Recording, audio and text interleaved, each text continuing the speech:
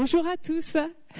Donc, je vous souhaite la bienvenue pour ce 24e colloque du RPPH, sexualité masculine. Sachez que ce colloque fait partie d'un cycle d'études qui s'intitule La sexualité en psychanalyse. C'est le 2e volet. Peut-être certains sont déjà venus au premier volet qui était consacré à la sexualité infantile.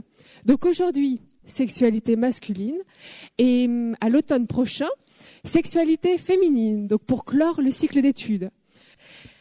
Donc, sexualité masculine. Le point d'interrogation n'est pas anodin. Donc voici un peu mes questions. Existe-t-il une sexualité dite masculine, distincte d'une sexualité féminine?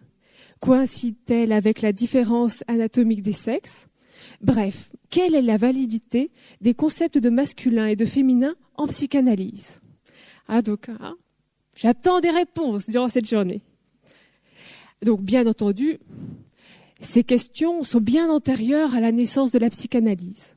C'est pourquoi je vous invite à vous arrêter quelques instants avant de plonger dans le vif des théories psychanalytiques sur nos ancêtres et plus précisément, nous allons à Athènes. Donc, si la civilisation grecque a défini les canons d'une beauté masculine idéale, comme en attestent ses sculptures, comme vous avez pu voir tout à l'heure, au-delà de son art, sa pensée a façonné une certaine idée de l'homme.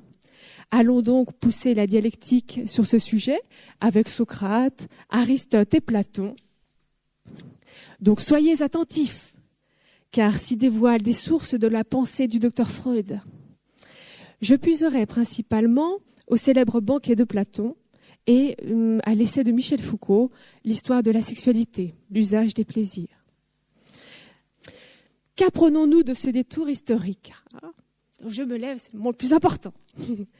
Chez les Grecs, comme chez Freud, le concept de masculin n'acquiert une significativité pour décrire la sexualité qu'à partir du moment où il fusionne avec l'activité.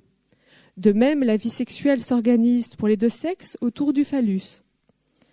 S'il existe bien une distinction fondamentale, elle a trait à la différence anatomique des sexes, qui va modeler le destin du complexe d'Oedipe pour les deux sexes.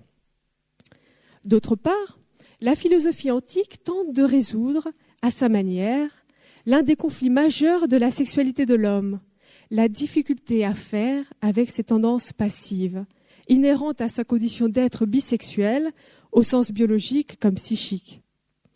Toutefois, en quoi ces deux modèles diffèrent-ils? Alors que les premiers, donc les Grecs, ont choisi de réprimer les vœux passifs par un contrôle renforcé du moi, ce qu'on peut peut-être aussi même trouver aujourd'hui dans des psychothérapies centrées sur la maîtrise par l'ego. La psychanalyse propose-t-elle une autre voie qui se construit par la parole, permettant la rencontre avec les fantasmes inconscients et la reconnaissance de la castration. De même, la passivité dont parle Freud se situe hors du registre social et renvoie à l'attitude féminine dans la relation à un autre homme. Elle prend sa source dans le souhait du garçon de remplacer la mère auprès du père dans le rapport sexuel, qui se paye du prix de sa propre castration. Peut-on interpréter le modèle moral grec du IVe siècle comme une expression de la protestation masculine? Abandonnons donc,